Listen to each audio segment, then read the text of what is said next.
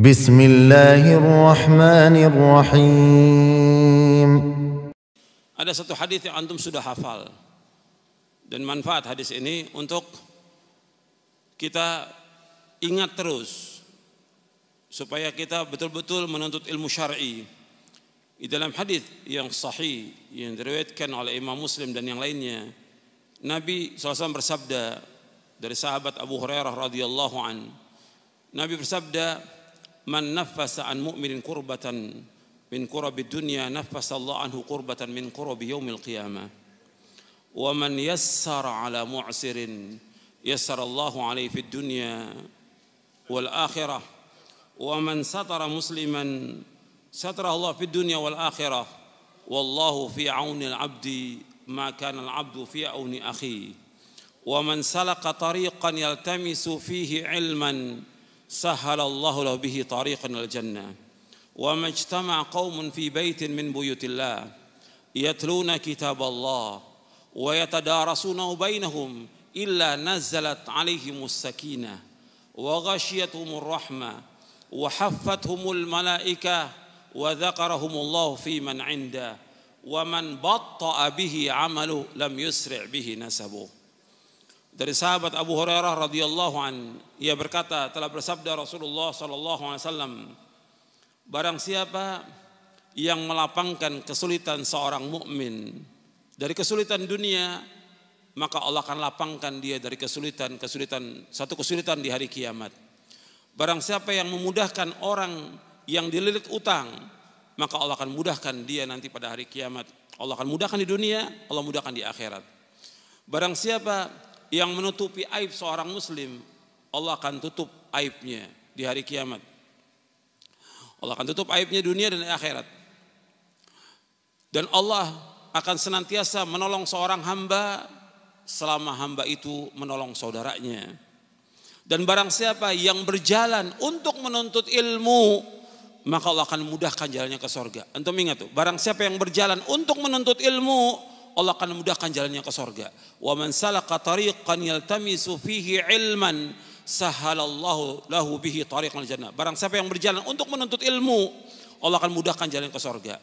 Kemudian Nabi lanjutkan SAW, wa majtama'a qaumun fi baitin min buyutillah yatluna kitaballah wa yatadarasunahu bainahum illa nazzalat 'alaihimus sakinah wa ghashiyatuhumur rahmah wa haffathumul malaikah wa dzakarahumullahu fi man 'inda.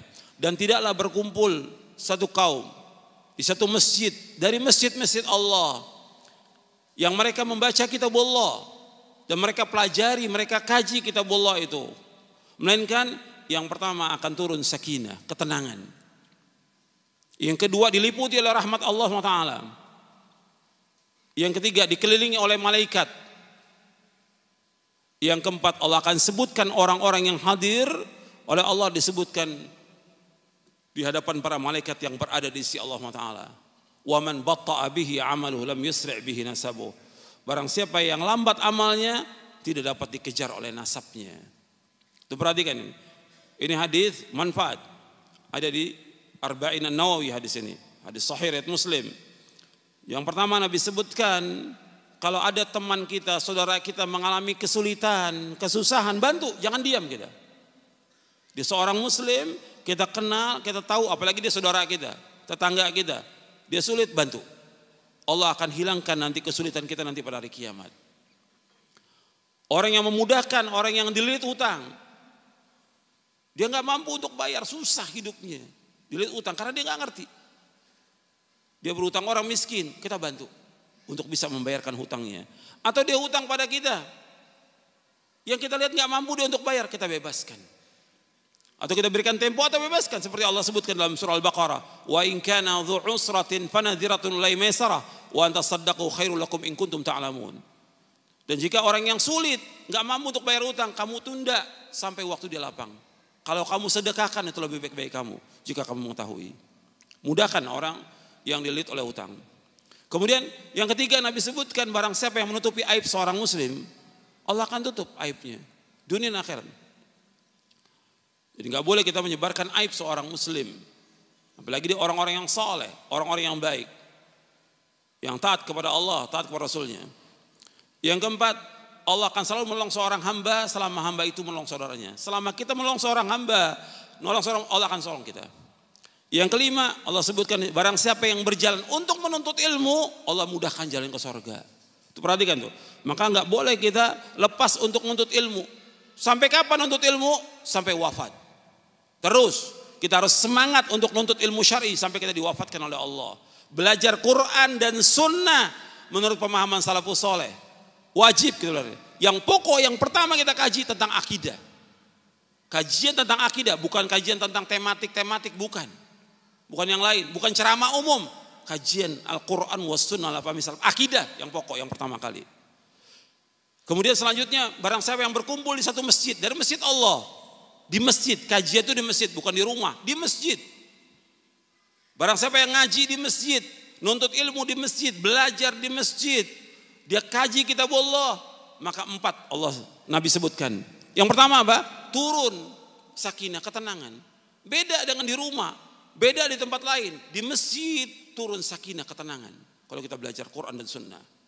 Yang kedua, diliputi rahmat Allah yang sangat luas. Dan kita selalu mengharapkan rahmat Allah. Yang ketiga, dikelilingi oleh malaikat. Kalau kita nuntut ilmu, malaikat itu mengepakkan sayapnya. Semua malaikat bersayap. Semua malaikat bersayap. Dia kepakkan sayapnya karena apa? Menghormati orang-orang yang nuntut ilmu. Nabi bersabda SAW, innal malaikata la tada'u ajnihataha li talibil ilmi ridhan bima yasna'.